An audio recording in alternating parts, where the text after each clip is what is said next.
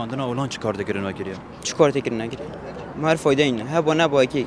لبردم ریوبریا گشتیا پرور داده بو که جماره کا کتابین پولا 12 اخر و بوینه داخازیانه و یک جوان داخازیانه کو داخازا ترکرنا وانین کردی و عربیت کن و جاز حس کم پتر دگالمان با مزان کا پیام مانچه اگر تو کرم که بری بجمن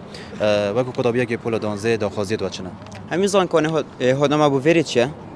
یا بابا ترکن هشتا منش کردی و عربی داخل نکنش دخول عامه و فازاش نه هنده که همچینه دوامه دخول عامش خراج داره پسرم باشه تو فکر نید وزاری مواد چند هاتینه دستشان کردن چند از خودی بدرستی نظام بس و گلای نما که هر جار من مجال یعنی بیسه و شستش منه که ندروبش نویزاری باشه بود چه خازیا و کردی و ترکنا کردی و عربیه ما وش خرا کنه خوشتر